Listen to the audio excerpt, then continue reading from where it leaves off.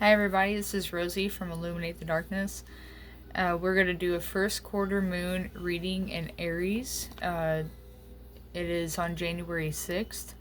So this time, the first quarter moon is a time for action, decision making, and commitment.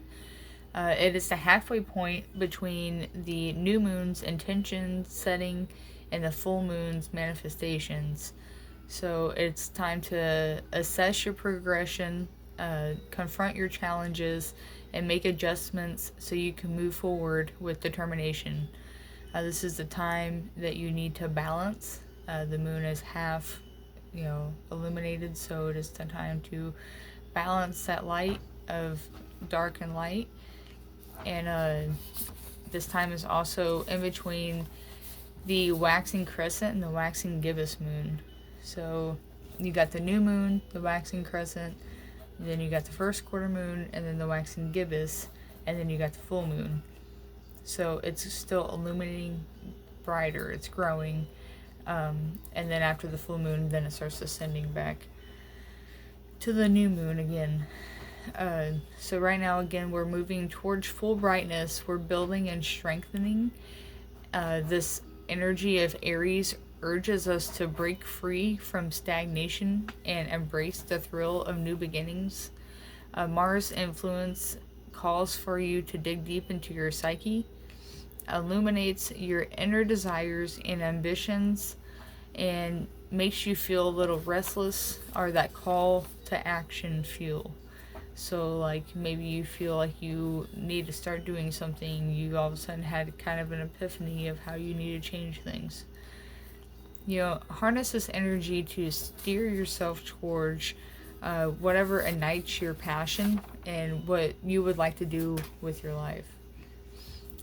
Maybe you could start by writing down your intentions, create a vision board, or just kind of journal and make sure that you're speaking what your goals as if they're reachable. You know what I'm saying? You're setting goals that are reachable and things that you can actually accomplish, so that way you don't feel defeated or like you can't reach any kind of goal. Start small, work your way up. And then along with the moon energy, we got Saturn and Pisces, and this encourages the feeling of empathy and like social justice. So this may help with getting you unstuck out of that stagnation feeling and make your progress in your lives. And then Uranus return is a decade-long transit that brings liberating energy with sudden changes and rebellious energy. So all this together is very igniting. It's very ambitious energy to push you forward, to make you want to change things, and that goes well with the New Year's resolution type of stuff, huh? So hopefully you use that energy to better yourself, to bring yourself to where you want to be for the rest of this 2025. We will do a little energy reading. See what it's going to be like for this week.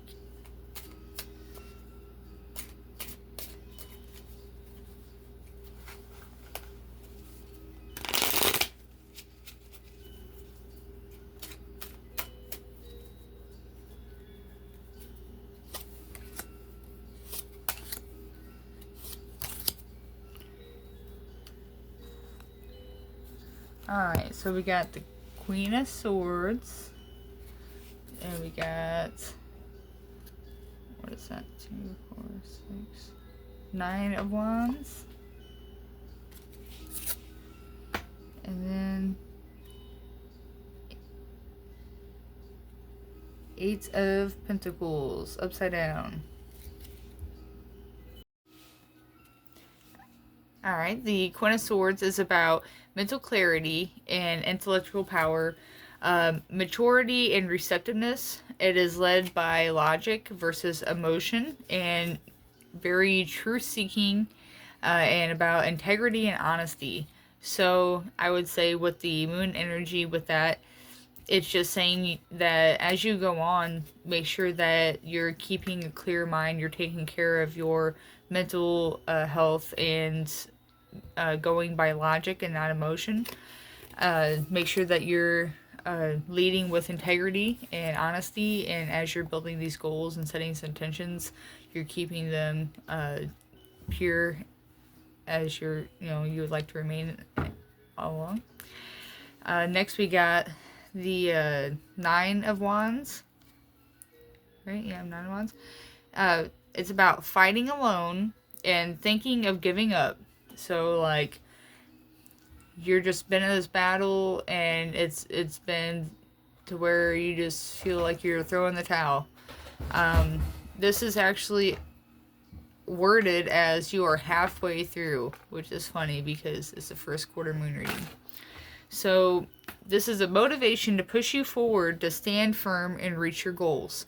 So no, you got all these obstacles behind you, and you're feeling like you're about to give in, but just keep in mind that the end is right there. You're almost there. Don't give in yet. Then we got, what was that, 8? Yeah, 8 of Pentacles reversed. So it is about 8 of Pentacles right side up is more about like apprenticeship and working diligently to achieve your goals and learn new skills. And upside down, it's about procrastination, lack of focus, I can't pronounce it. Negligence. Hyper focused on just one aspect and neglecting others. Setting priorities that don't really feed into like your relationships and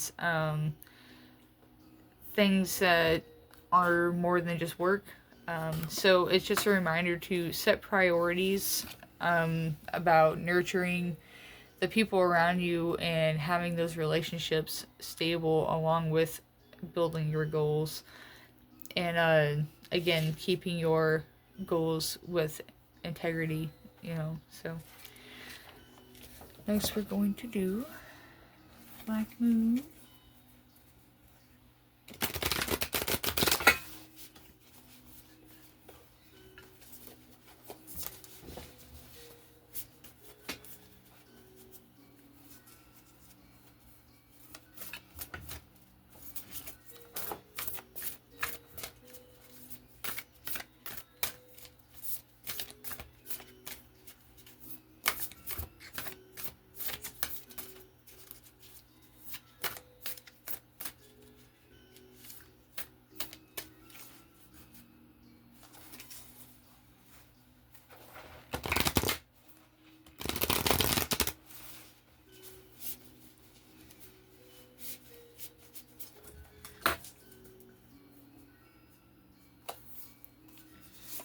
Alright, we got Mercury, which is the mind. Card number 3.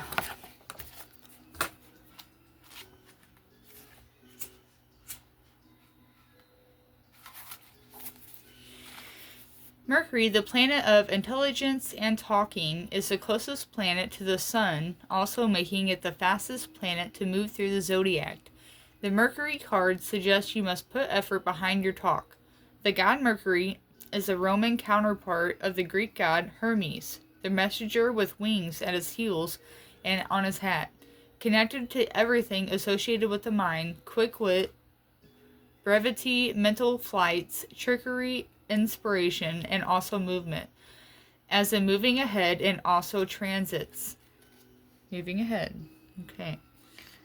Mercury gives poetry to the imagination, since the gods Mercury and Hermes are related to the Egyptian god Thoth. Thoth. God of writing, or he's the god of writing, patron of scribes and those who work as divine mediators and interpreters. The god Mercury and his counterparts also have very much to do with magic and medicine, When it comes to the body, Mercury rules the eyes, brain, nerves, as well as the fingers and toes. In ancient Greece, Hermes was the god of roads and transportation and was the son of Apollo, the sun god. This makes sense, Mercury being the closest planet to the sun. Mercury is also a comedian and can be a bit of a trickster. Just when the energy seems to be flowing one way, Mercury changes the direction. Might we add, Mercury is spontaneous and insanely flexible. Mercury is the wisdom and the stupidity found in intelligence. When it is not connected to the heart or the feelings, Mercury maximizes the imagination but can also symbolize the liar when it comes to double talk with mixed meanings. It is the planet of gaslighting, causing purposeful confusion in the minds of others to gain something not really deserved. However, Mercury shows how mentally sharp and flexible we are, in mental range and how eloquent. Mercury tends to be chatty, superficial, and end up playing games, psychological games, and other types of puzzles. Mercury governs friendly relationships and also the Freudian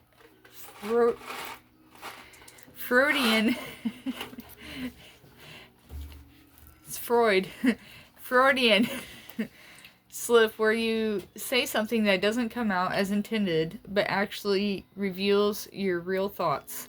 I'm sorry, I got a speech impediment, guys. Can't help it. When the Mercury card presents itself in a reading, it is time to use all of your mental faculties to get your point across. Words and how you use them are very significant. It may mark a period where you either have to talk your way out of something or talk your way into something. Whatever the reason or occurrence, how you communicate through writing or speaking is of utmost importance here. Composition, writing, or editing may figure in. It is not a time to stay static or to sit still. Stay static. Beware of gossip and other scandals. The important thing is, or to remember, is what you say in this situation can and will be used against you, so choose your words wisely. The planet Mercury also rules over technology, so if your question is about career or a job, you can be certain mastering some new form of technology is about to come into play. Since Mercury is the planet of speed, you can expect to see fast developments. Regarding romance or relationships, it can mean that friendship is the best option for you now. The time is not yet ripened to The time has not yet ripened to enter a relationship with the person. You may attract partners and perhaps friends who are non-emotional, highly rational, and objective. These lovers and friends may be offended by flip remarks or joking over serious matters. You may become involved with someone who double talks, is witty, but who does not emotionally connect. This is the card of brothers and sisters as well as twins. Now marks a period which involves observation, reasoning, taking things apart and putting them back together as they are in your own order. It is a time of flighty emotions and matters developing quickly. Mercury also signifies travels, maps, and staying in motion, so you may be going on a trip, a more noteworthy vacation than the usual trips that you take. The matter in question is best served by using intellect, weighing the matter, being reasonable, and about being spontaneous in your responses. Codes and forms of magic may also figure in. Mercury brings on keen awareness, so use your mind and what you know to the fullest in this matter. So again, it also plays into the other reading that we did with the Queen of Wands. Right? Queen of Swords. I'm sorry. So the mental clarity, the keeping yourself quick-witted, and then also